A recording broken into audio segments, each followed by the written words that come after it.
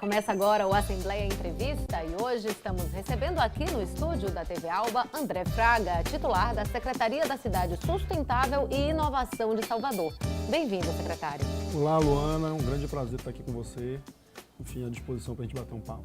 Com certeza a gente tem muito o que conversar. A Secretaria da Cidade Sustentável e Inovação é a primeira secretaria municipal deste tipo no Brasil e tem a missão de ser o principal instrumento de concepção, execução e promoção das políticas de desenvolvimento sustentável do município de Salvador, de forma cooperativa e dinâmica, rumo a um melhor padrão de qualidade de vida para os soteropolitanos. Então, secretário, depois de conceituar essa secretaria, a qual o senhor está à frente, o que é que tem sido feito e quais os projetos da Secretaria de Cidade Sustentável e Inovação? Então, desde 2013, quando a secretaria de fato foi criada, a gente vem desenvolvendo ações em algumas frentes. De forma mais visível para o cidadão, nós temos uma diretoria que cuida de toda a gestão do verde, dos parques da cidade, da arborização. Então, nessa diretoria, por exemplo, nós empreendemos a requalificação do parque da cidade, a gente planta árvore, requalifica o paisagismo.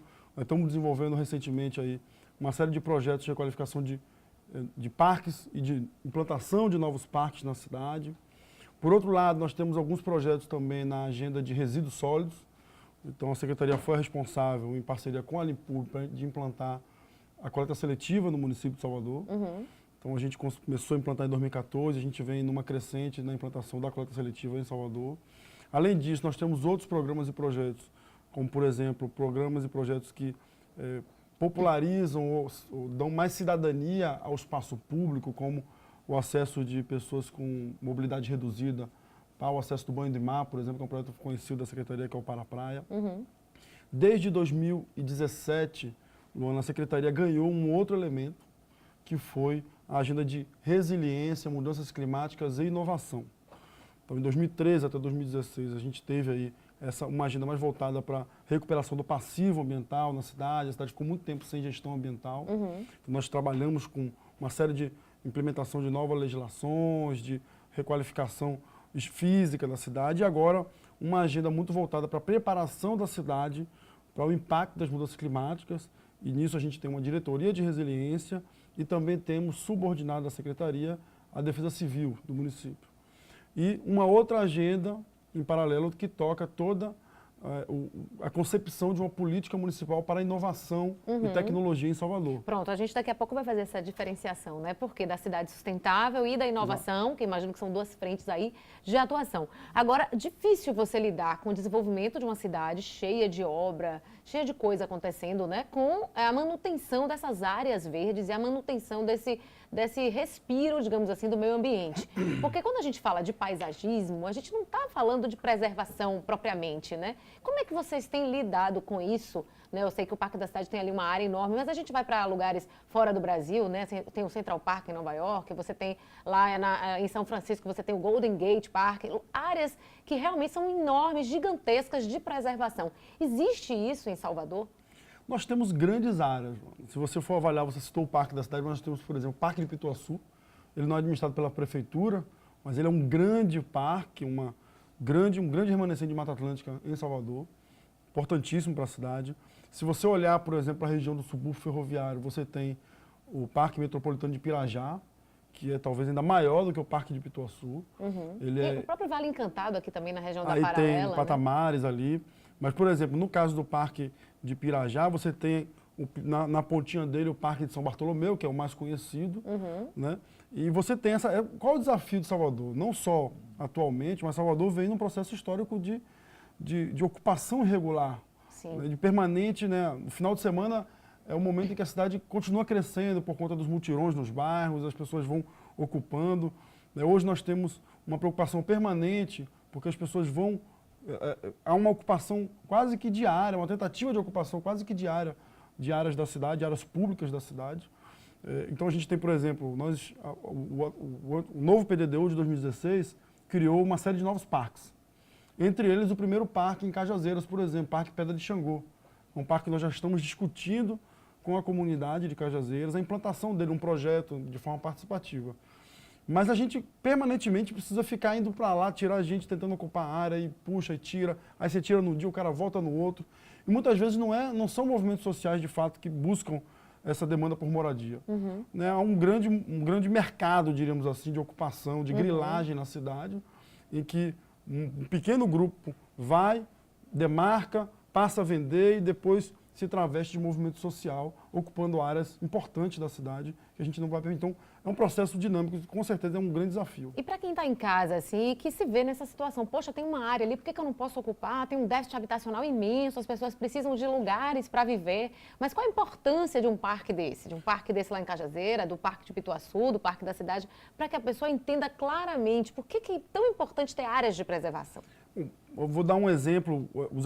Os estudos mais modernos que falam sobre a importância de área verde, Luana, dizem que quanto mais perto, mais próximo você mora de uma área verde, quanto maior o seu uso naquela área verde, maior a possibilidade de você viver mais e com mais qualidade de vida e com mais saúde. E não é um dado generalista, não. Então, existem estudos. No Canadá, por exemplo, o Canadá fez um estudo com mais de 1 milhão de pessoas, é um estudo de coorte, aqueles estudos que dizem que acompanham 1 milhão de pessoas durante tantos anos. Sim. E você vai ver se ela desenvolveu algum tipo de doença.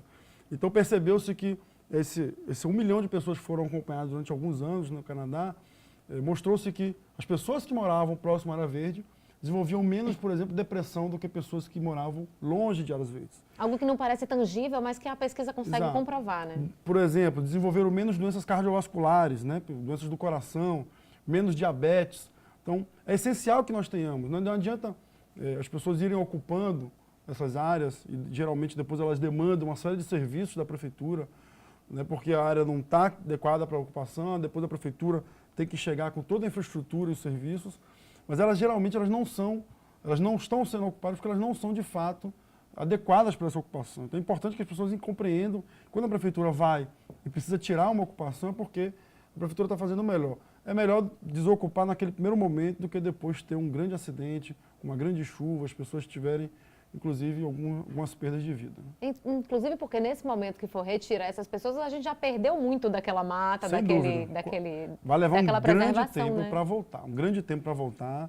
A gente tem uma dor no coração quando a gente chega num lugar e as pessoas ocuparam e derrubaram e cortaram, porque a gente sabe que, no mínimo, você leva entre 10 e 15 anos para recompor, né, de uma maneira ainda muito preliminar uma mata que foi cortada. Falando então dessa atuação agora de cidade sustentável e de inovação, são duas vertentes da Secretaria? Sem dúvida. Não dá para pensar sustentabilidade, né, se a gente olhar que a sustentabilidade é uma mudança de paradigma, né, do desenvolvimento, ela precisa andar colada com a inovação, né, para e passo ali junto.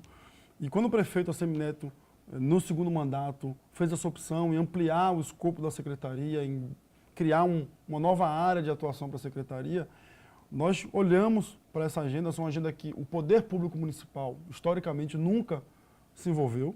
Você tinha uma atuação do governo do Estado, mas se você olhar para outras cidades que são exemplos também, a prefeitura, ela atua muito pouco nessa agenda de inovação, né, no Brasil de forma geral. E aí nós olhamos, tiramos um retrato do ecossistema de inovação da cidade e passamos então a dialogar com ele. Então as startups, as aceleradoras, os coworkings que funcionam em Salvador. Então hoje a Secretaria, não sozinha, a gente tem uma parceria muito grande com a Secretaria de Gestão do município e também com a COGEL e com a Secretaria de Desenvolvimento e Urbanismo. Nós temos hoje um grande, digamos, portfólio de ações e projetos que estão sendo implementados e que vem no sentido de fortalecer o ecossistema de inovação. Quais são, assim, você consegue citar para a gente os principais? Vamos lá, a gente tem hoje um edital de inovação já rodando com 10 startups sendo aceleradas atualmente, junto com o Senai e Cimatec. A gente tem, por exemplo, que área de atuação? Vamos lá, a gente tem startups na área de educação, por exemplo. Um exemplo, Luana, um grande desafio da inovação da tecnologia, né, o trabalho do futuro, que a gente gosta de falar. Como é que vai ser o trabalho no futuro? Como a gente ensina, como é que a gente ensina as crianças, o que elas vão estudar hoje. Então, eu sou engenheiro, minha formação é engenheiro ambiental, e aí na faculdade eu estudava cálculo, física, e muitas vezes eu não conseguia identificar aquilo de forma prática no meu dia a dia, mesmo estudando engenharia.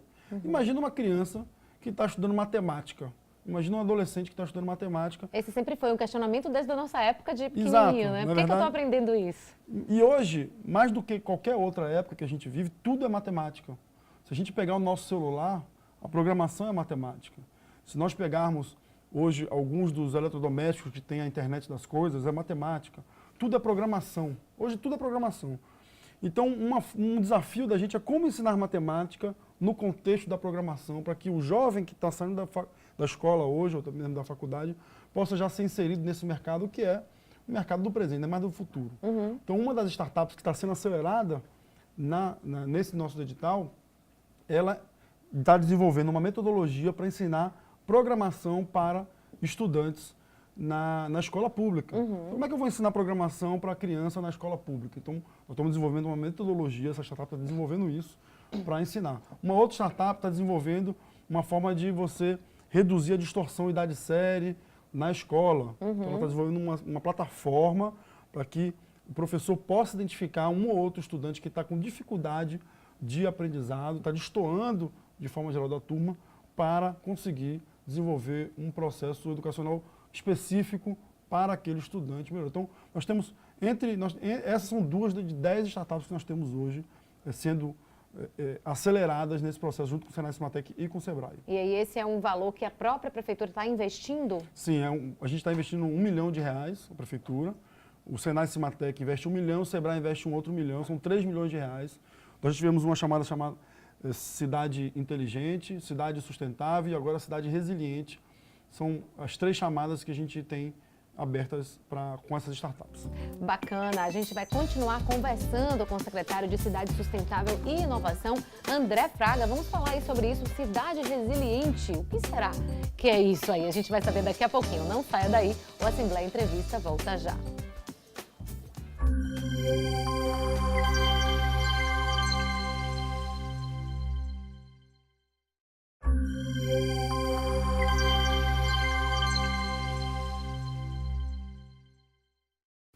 De volta com o nosso Assembleia Entrevista, e para você que ligou a sua TV agora, hoje nós estamos recebendo o secretário de Cidade Sustentável e Inovação, André Fraga. Secretário, a gente terminou o primeiro bloco, você estava falando sobre cidade resiliente.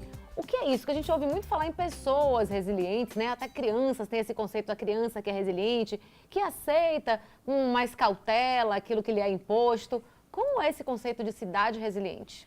É relativamente parecido, né, com o conceito da psicologia. Uma cidade resiliente é aquela cidade que consegue dar resposta a eventos, por exemplo, choques e tensões, que a gente chama, né? Por exemplo, a mudança climática, Luana, ela está mudando o clima no mundo inteiro. Você está vendo agora na Califórnia, está passando pelo pior incêndio, né, da sua história. A Europa está vivendo uma onda de calor. Isso, a Grécia também estava com incêndio, a Europa com uma onda de calor. No próprio Brasil você tem disparidades muito grandes, né? Exatamente. E em Salvador, por exemplo, todo ano, por exemplo, você tem seca, as lagoas da cidade estão secando cada vez mais. As pessoas esquecem que no ano anterior secou, e aí vira uma polêmica naquele ano, mas todo ano elas estão secando, por exemplo. Uma dessas consequências da mudança climática chamam-se eventos climáticos extremos. O que é isso? Você está esperando chover X durante um mês e chove esse mesmo X em um dia. A cidade, obviamente, ela não está preparada para receber aquele volume de chuvas, porque ela não é o comum disso acontecer, mas aconteceu. Então, é preciso estar preparado. Então, a adaptação da cidade para esses eventos climáticos extremos, por exemplo, transforma ela em uma cidade resiliente. No caso de Salvador, a gente faz parte de uma rede que chama 100 Cidades Resilientes, da Fundação Rockefeller. É uma rede que reúne 100 cidades do mundo inteiro.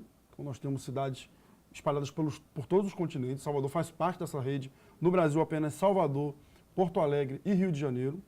Nós temos, então, a Fundação Rockefeller, ela viabiliza um recurso de $1 milhão para cada uma dessas cidades desenvolverem seus planos de resiliência. Qual é o plano de resiliência de Salvador? Nós estamos, nesse momento, avançando no desenvolvimento, mas o nosso foco principal é trabalhar a nossa matriz econômica. Por quê? Nós consideramos que a nossa matriz econômica, por ela ser relativamente frágil, nós temos uma matriz, né, uma desigualdade muito grande na cidade.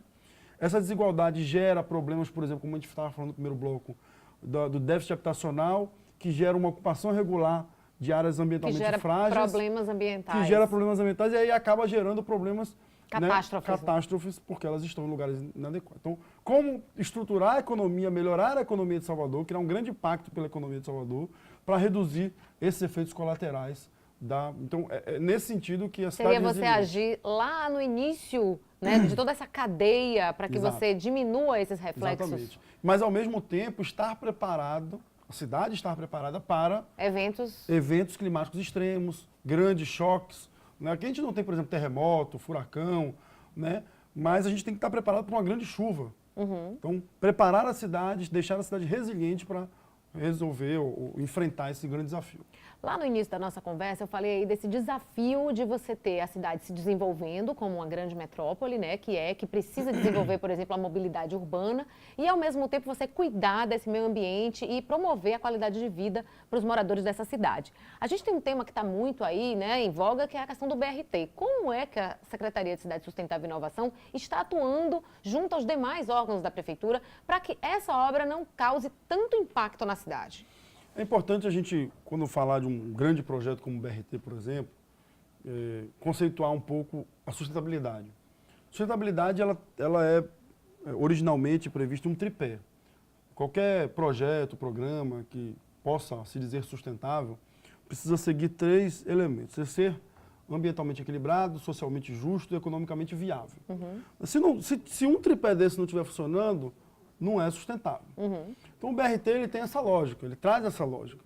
Muitas vezes a gente olha, por exemplo, a necessidade de uma retirada de algumas árvores como algo que que faz com que o projeto não seja sustentável. Diferentemente disso, por exemplo, o BRT vai atender uma demanda gigantesca por transporte público.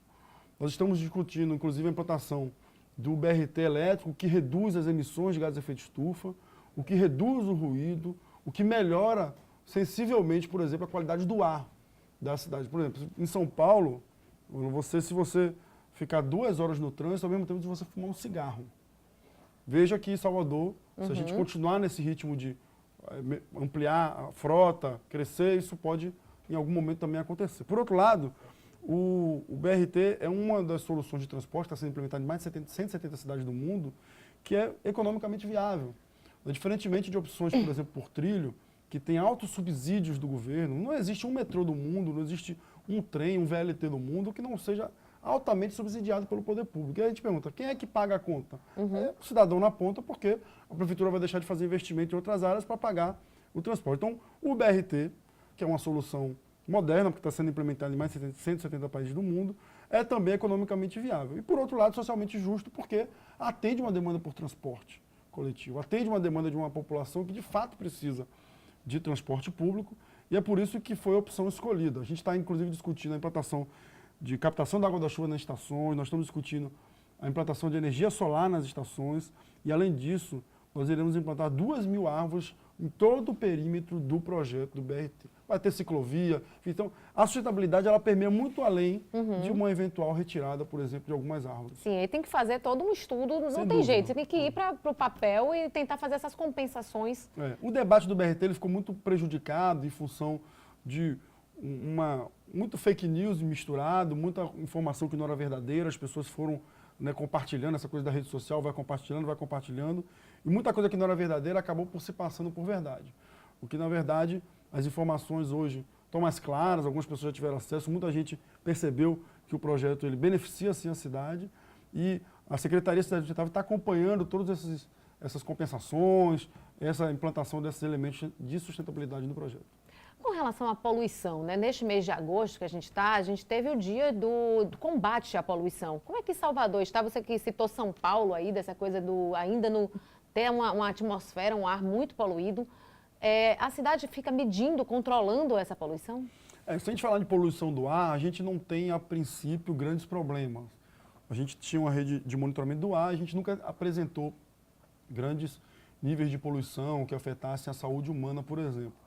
Mas se a gente continuar crescendo em frota de veículo, em aumento, a prefeitura fez uma mudança, por exemplo, na frota de ônibus, melhorou, por exemplo, o combustível utilizado na frota de ônibus, isso teve um impacto na qualidade do ar e impacto na qualidade de vida das pessoas. A gente fez um estudo junto com o C40, que é uma das redes que Salvador faz parte, e a gente percebeu, por exemplo, esse impacto, essa melhoria na qualidade do ar em função da mudança do combustível no transporte. Se a gente for falar, por exemplo, talvez o maior problema de Salvador quando a gente fala de poluição seja o saneamento, o esgotamento sanitário da cidade. você tem uma cidade bem abastecida quando a gente fala em abastecimento de água potável, quase toda a cidade. Alguns bairros têm problemas, a Embasa continua tendo alguns problemas. Mas quando a gente fala de esgotamento sanitário, a gente tem muito problema ainda. Né? Em alguns bairros você consegue captar o esgoto, mas muitas vezes esse esgoto está indo para o rio que vai bater no mar. Sim. E aí a praia, que é um dos nossos principais, né, lazeres, está poluída em boa parte do nosso litoral. Então acho que esse é o grande desafio de Salvador, enfrentar esse desafio. A gente tem tentado dialogar com a Embasa. A Embasa não apresenta, por exemplo, um grande plano de investimento para erradicar esse problema na cidade. O Ministério Público precisou entrar com uma ação civil pública contra a Embasa para que ela pudesse apresentar um plano para uma bacia hidrográfica. E, por outro lado, a Prefeitura está implantando um grande projeto no subúrbio ferroviário que vai sanear uma bacia hidrográfica inteira do rio Mané Dendê, um projeto de mais de 100 milhões de dólares, que eu tenho certeza que vai ser uma grande entrega para a cidade, uma melhoria significativa nesse índice de saneamento. E outras áreas ficam aguardando também investimentos nesse setor que realmente deixa muito a desejar. Eu queria que você falasse do Horto e do Jardim Botânico de Salvador. Eu tenho certeza que tem gente em casa que está dizendo, como assim Jardim Botânico? Nunca ouvi falar que em Salvador tem um Jardim Botânico. Ele funciona, é aberto ao público? O que é feito nesses espaços? O Jardim Botânico da gente, ele fica ali em São Marcos, próximo ao Barradão, naquela rotatória antes de descer para o Barradão. São Rafael ou por ali? Isso.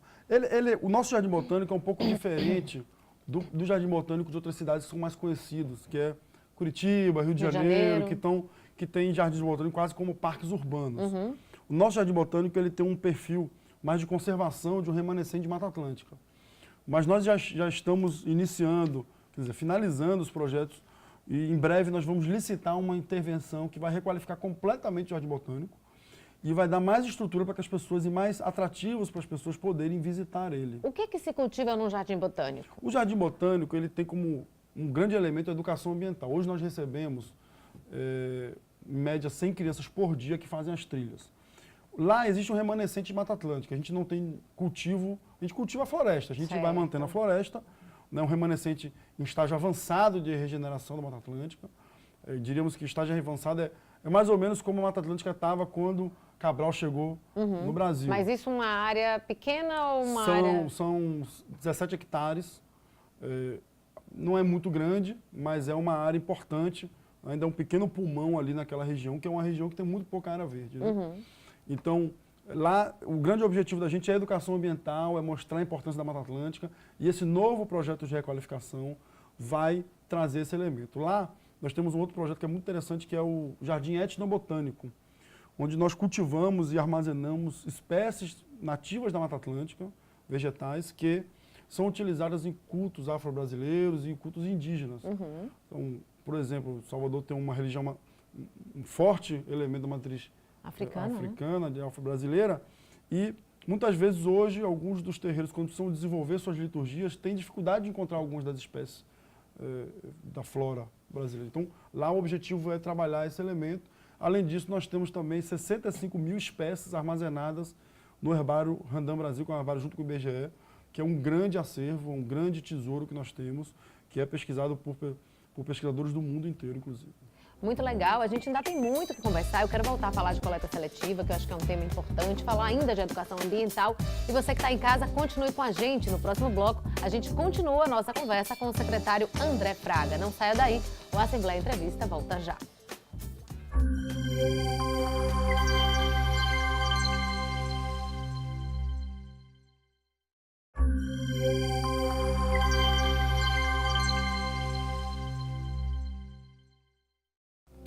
De volta com a nossa Assembleia Entrevista, hoje conversando com o titular da Secretaria de Cidade Sustentável e Inovação, o secretário André Fraga. A gente falou no início do segundo bloco do conceito de cidade resiliente. Queria que você falasse o que é cidade inteligente, que também está aí, Salvador usa esse conceito de cidade inteligente, né? Isso, essa coisa de cidade, tem um monte de conceito, né? Tem cidade resiliente, cidade saudável, cidade sustentável, nome da secretaria, enfim. Acho que no final, são cidades que entregam qualidade de vida. No caso de cidade inteligente, é a cidade que consegue se articular, ou articular tecnologia, mas articular principalmente a demanda real que a sociedade precisa, né, passando aí um pouco pelo uso de tecnologia, porque a gente cada vez mais usa tecnologia para fazer essas entregas. Então, um exemplo, a prefeitura tem um aplicativo que é o Citamob. O Citamob, da Secretaria de Mobilidade, o secretário Fábio Mota, ele permite que você acompanhe o seu ônibus, quando você quer pegar, em vez de você ficar 1 hora no ponto, sem saber que hora, 5 minutos antes dele chegar no ponto, você vai para o ponto e pega o ônibus, enquanto isso você pode aproveitar um pouco mais com a família, com os amigos, na faculdade, enfim, em algum lugar. Então, veja, uma demanda de planejamento da sua trajetória, ao mesmo tempo você disponibiliza essa informação e o cidadão tem lá na ponta, diríamos que o cidadão ganha tempo. Sim, né? qualidade de vida também. Exatamente, no final das contas. Então, cidade inteligente é um pouco essa articulação entre esses diversos elementos para, no final das contas, o cidadão ter um pouco mais de qualidade de vida. E Salvador é considerada uma cidade inteligente? A gente está no caminho. Eu acho que, recentemente, a Forbes teve um ranking que ela faz todo ano e Salvador ficou entre a única cidade do Nordeste a figurar nesse ranking. Ano passado a gente não figurava. Então isso é, obviamente, um esforço grande de toda a gestão. Você tem uma parte de infraestrutura, de conexão, você tem uma parte de elementos, de sistemas e de relação com o cidadão. E, por outro lado, a gente ficou, por exemplo, na frente até de cidades como Belo Horizonte, que é uma cidade que tem um ecossistema de inovação mais antigo e relativamente mais consolidado do que Salvador. Acho que é um grande resultado para uma cidade que começou, de fato, a investir nessa agenda há pouco tempo. Logo no início você falou sobre a coleta seletiva e sobre um trabalho da Limpurb em relação a isso. Eu queria saber na prática como é que isso tem funcionado, porque a gente ainda não vê essa consciência no cidadão soteropolitano, que a gente vê em outros lugares, talvez não no Brasil ainda, mas em outros lugares do mundo, onde as pessoas realmente respeitam, o prédio não admite que você não separe o seu lixo, há uma cobrança em relação a isso. E a gente, eu acho tudo muito solto, a gente vê, né, aquela coleta seletiva, a gente vê a diferenciação das cores nos baldes de lixo e tal, mas efetivamente a Limpurb tem feito uma coleta seletiva? Quando chega lá, né, nos galpões, como é que isso acontece? Então, o programa de coleta seletiva de Salvador foi implementado junto com a gente. A Secretaria de Cidade Sustentável, junto com a Limpurb, nós planejamos e executamos. Como é que funciona hoje a coleta seletiva de Salvador? Nós temos pontos espalhados pela cidade, são os contêineres azuis, você já deve ter visto pela cidade. Esses contêineres as pessoas depositam o que a gente chama de resíduo seco. O que é o resíduo seco? Todos os resíduos são recicláveis. Então, tudo junto? Tudo junto. Acho que ali no Parque da Cidade tem, não tem? Tem um também. Você vai depositar lá o metal, o vidro, o papel, o plástico, junto. Você não vai precisar separar em cada uma das lixeiras. Por que a gente fez essa opção no primeiro momento? Para facilitar, mais fácil o cidadão ter apenas mais uma lixeira em casa do que precisar comprar 4, 5, 6 lixeiras. Por outro lado, facilita também na operação, na gestão da própria prefeitura. Então, como é que acontece? Depois que o cidadão deposita isso num desses pontos, hoje nós temos 93 pontos, e aí uma parêntese que eu queria fazer, nós começamos com 150. Por que nós só estamos com 93? Primeiro porque nós perdemos mais de 30 por vandalismo na cidade. Né, alguns foram incendiados, outros foram quebrados, e a gente foi reduzindo. Alguns cidadãos pediram para tirar, porque não queriam ali na frente, mas de forma geral, nós temos hoje 93 que funcionam de maneira adequada. Então, depois que o cidadão deposita, a prefeitura recolhe aquilo ali e entrega para uma cooperativa do município. Então, a cooperativa faz a triagem, separa o que precisa ser separado e vende gerando renda para a cooperativa. A partir desse ponto, o que gera de renda fica para a cooperativa e seus cooperados. Ela já vende para empresas, indústrias que utilizam esse material. Aí a gente separa do material orgânico, digamos, que é resto aí o de orgânico comida, continua sendo entregue. É o molhado, digamos assim. Seco e molhado úmido. E no caso dessa coleta, só acontece quando a pessoa vai lá depositar. Então, a coleta que a Limpurb faz nas residências e tal, pela rua, ainda não existe isso. Chama-se coleta porta a porta, né? Essa coleta que é feita na porta da gente, a prefeitura tem um planejamento para implantá-la, nós estamos aí em busca de recursos para iniciar por alguns bairros a implantação dessa coleta seletiva porta a porta. Secretário, a gente tem muita coisa para conversar, eu preciso entrar aqui nas perguntas dos nossos telespectadores, que a gente sempre dá aí voz aos nossos telespectadores que enviam perguntas para os nossos entrevistados. A Jaqueline Fonseca, ela é moradora da Caixa d'Água, pergunta, ao solicitar uma muda, onde posso plantá-la? Ela deve estar falando, talvez, do Disque Mata Atlântica, que é um projeto de vocês, né? Veja, Jaqueline, você pode plantar essa muda onde você identificar adequado. A prefeitura, no serviço do Disque Mata Atlântica, você pode ou pegar a sua muda ou pedir que a prefeitura plante para você. Existem esses dois serviços. Então, se você quer plantar ela em algum ponto, você pode solicitar um dos nossos técnicos e esses técnicos avaliarão onde ela é possível ser plantada e nós plantaremos. E cada espécie também deve ter um local mais adequado, Exato, né? porque tem espécie que é pequeno, médio, grande porte. Né? Tem Gosta uma de sol, não gosta de sol? Exatamente, copa maior, copa menor. A gente tem um documento, Luana, que chama o Manual Técnico de Arborização Urbana, que foi produzido pela prefeitura e as pessoas podem acessar a versão digital dele no site mataatlantica.salvador.ba.gov.br. Lá nesse site você tem a versão digital e lá ele vai dizer como você deve plantar, de que jeito, de que forma, onde é melhor, onde não é. Enfim, ele inclusive foi considerado o melhor manual de arborização urbana do país. Que legal. Então, uma orientação tanto para leigo como para arquitetos, urbanistas, enfim. Só dando rapidinho aqui o número, né, do Disque Mata Atlântica, do Zap, que eu acho que fica mais fácil para todo mundo, é o 98549-8453. Agora vamos para a pergunta da Maria Carolina Souza, da Pituba. Quais os pré-requisitos para ser voluntário do programa Para a Praia? Que a gente também falou muito rápido do Para a Praia. O Para a Praia é um programa incrível, emocionante. Todo ano a gente se emociona realmente com o projeto. Pessoas que estavam 20 anos sem entrar no mar e voltam a ter esse contato. Na verdade, a gente abre um pequeno edital aí alguns dias antes do projeto começar. O treinamento é muito simples. Você faz em 1 ou 2 horas o treinamento de como participar. É ficar atento ao Facebook da Secretaria. Geralmente a gente coloca essas chamadas no Facebook ou no Instagram da Secretaria e ficar acompanhando. É muito simples para participar. E quando você ajuda demais, são aquelas pessoas que têm dificuldade de locomoção, né? E aí elas podem ir para a praia naquelas cadeiras adequadas ao banho de mar.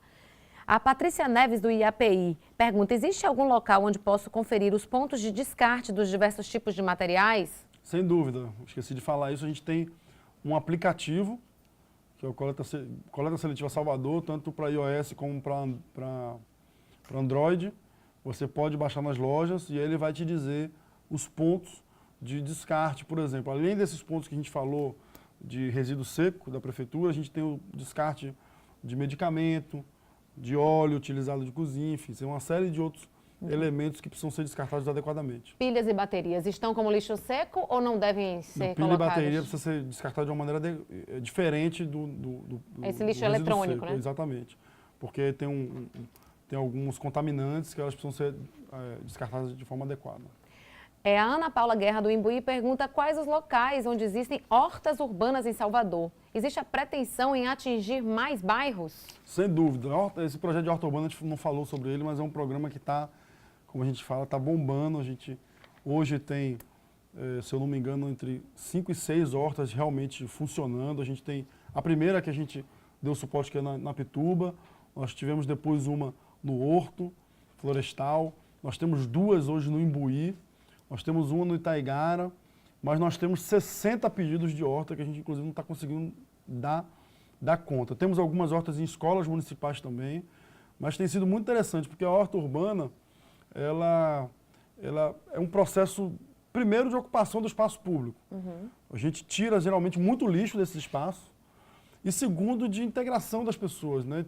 Temos alguns exemplos de pessoas que moravam no mesmo prédio e não se conheciam, pessoas que estavam solteiras começaram a namorar, gente que estava em processo de depressão, saiu da depressão. É muito interessante. E você une pessoas que têm pontos em comum, né? Que gostam de cuidar, de estar por ali. E essas hortas, as pessoas podem também retirar ali o manjericão.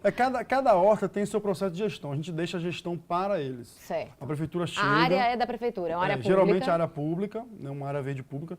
Nós estruturamos toda a horta, com os equipamentos, o ponto de água, etc.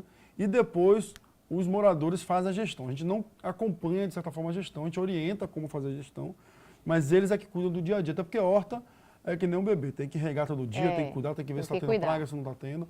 Então a gestão fica por conta dos moradores. Eu sei que você já tem muito pedido lá, mas fala como é que a pessoa pode solicitar. Mesma coisa, entre em contato com a gente na secretaria, pelo Instagram, pelo Facebook, que são os canais mais fáceis e acessíveis. Passa lá, mas assim, uma coisa que a gente exige, a única coisa que a gente exige, na verdade, é que tenha um processo de mobilização local. Não adianta achar que a prefeitura vai implantar a horta e no dia seguinte vai voltar para regar 2 vezes por dia. Não. Tudo bem, se você mostrar que vai se dedicar, vai cuidar da horta, nós vamos implantar. Com outras pessoas também, né? O ideal é que tenha um grupo relativamente grande e coeso, porque às vezes você não consegue ir regar, o outro tem que cobrir sua rega. A gente monta uma plaquinha com escala de rega, para que todo mundo se organize, enfim. Está sendo bem interessante, bem bacana o projeto. Bacana. O Rafael Costa, de Patamares, ele pergunta como está o desenvolvimento dos parques que estão sob a responsabilidade de vocês.